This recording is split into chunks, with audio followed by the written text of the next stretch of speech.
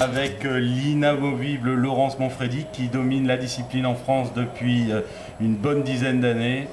Donc Laurence du Gap Hautes-Alpes Athlétisme qui règne sur le poids féminin en France depuis très longtemps. Donc son premier lancer, Laurence, toujours en style translation, donc style traditionnel.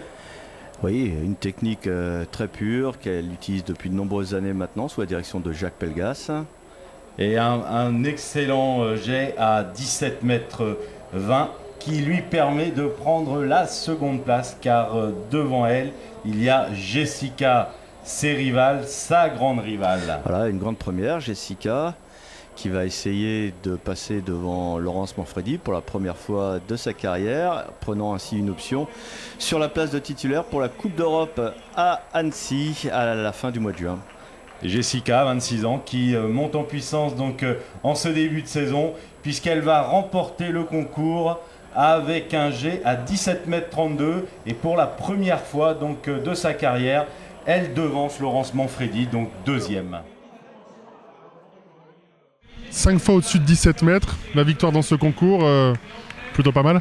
Ouais, c'est bien, je suis contente, je suis vraiment contente parce que par rapport à toutes les années où j'ai eu un petit peu de mal à confirmer ce que je faisais à l'entraînement, cette année je me suis vraiment mis et comme tous les athlètes, j'ai les Jeux Olympiques en ligne de mire, même si on sait franchement 18,80 et il va falloir demander la lune entre parenthèses, mais 5 fois au-dessus de 17 mètres c'est bien, c'est une très bonne chose. Justement, demander la lune, est-ce que c'est quand même jouable, même si le 18,80 sont quand même loin? Là, en fait, quand je regarde souvent de temps en temps sur le site de l'I2AF les performances, et quand je regarde 18,80, à 18,80 actuellement, je ferai une médaille. Donc, on a beau parler de Jeux Olympiques, oui, c'est une bonne chose, mais bon, personnellement, j'ai envie d'y croire dans un coin de ma tête, mais dans un autre coin, 18,80, c'est énorme.